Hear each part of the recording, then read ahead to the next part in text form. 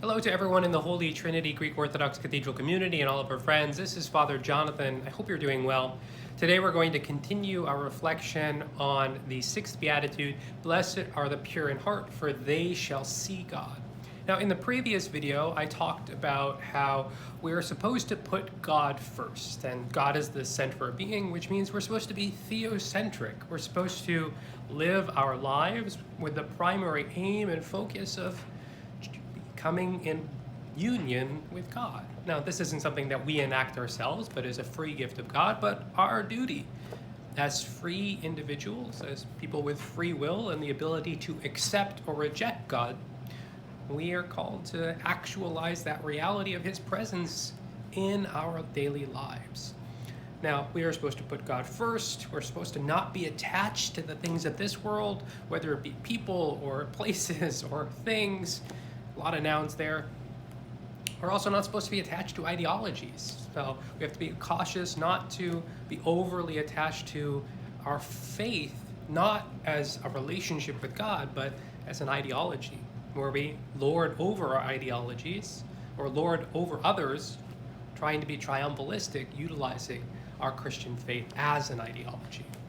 So this is really important. We are not supposed to be attached. But I also indicated at the end of the video that despite the fact that we are supposed to put God first and not be attached to things, it doesn't mean that we neglect to maintain and live responsibly and do our responsibilities in the midst of our daily lives, our present circumstances, including authentically expressing ourselves in relationship to other people. That's just as important, because who I am is not just who I am as an isolated individual. In fact, as much as, maybe not more, as much as I am my authentic self in relationship to God, I'm also my authentic self in relation to all of the other people that are significant in my life, and ultimately everyone, because we are not alone. We are in this together. It is God's will that all things will come into union with Him. And so our brothers and sisters who we see around us, even when they look differently, believe differently, act differently, they're still part of us.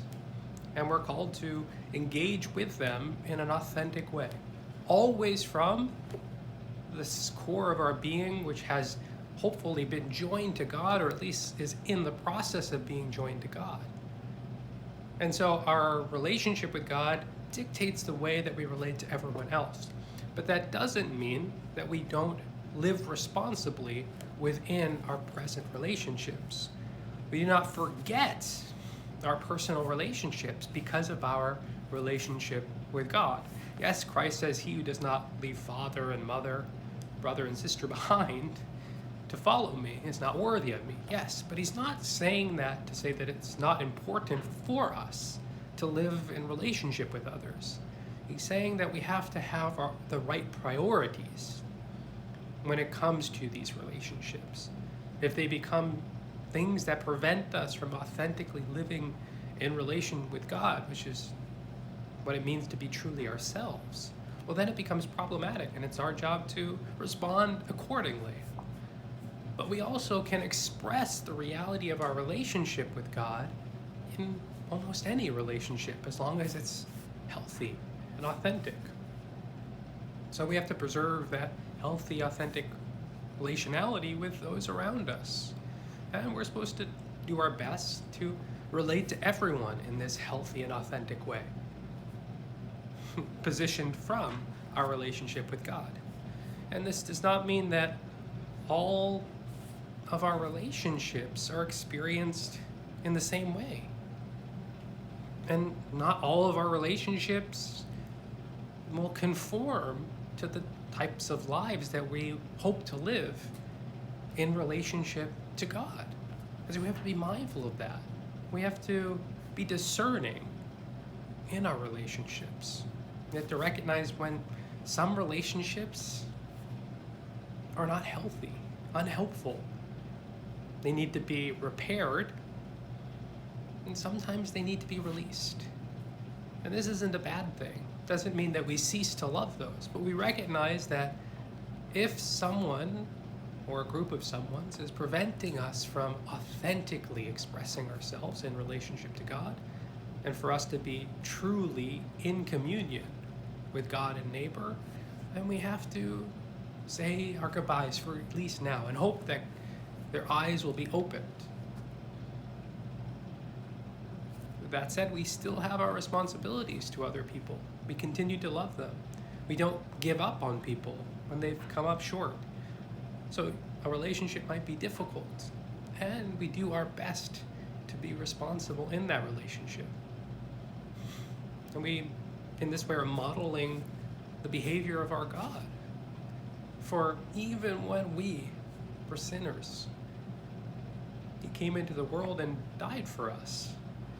And Paul says that hardly ever for a righteous person would someone be willing to die. And yet our God died when we were separated from Him, when we were sinners. Because that's the great love He has for us. And so we're in not a dilemma, but in a reality that takes a little bit of discernment. Which is why discernment, theocracies, is such an important virtue for us to acquire.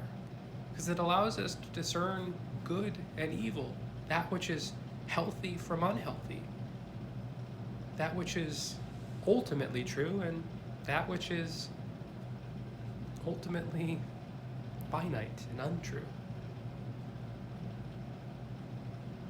And so in our relationships, we are responsible. In our relationships, we do what we're supposed to do and live our lives as best as we can authentically. Always putting God first. And in that way, our relationships with others will be transformed, and they'll become opportunities for us to see God.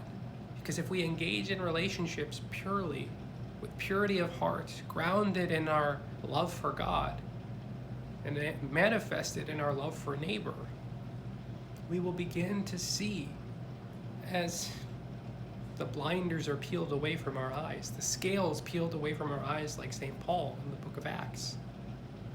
We will begin to see God in the face of our neighbor. In the next video, we'll talk a little bit more about what this might mean, how purity of heart relates to how we treat others in the world, and allows us to see them authentically and also see beyond them to God, who is expressed in them as they are made in His image and according to His likeness. God bless you. We're here for you. We love you. Don't hesitate to reach out, and anything you need, call us, email us, send us a message on social media, leave a note in the comment section. Let us know what you need. Let us know what you're thinking. Let us know whatever you want. We're here for you, and we love you. God bless you. Have a beautiful rest of your day.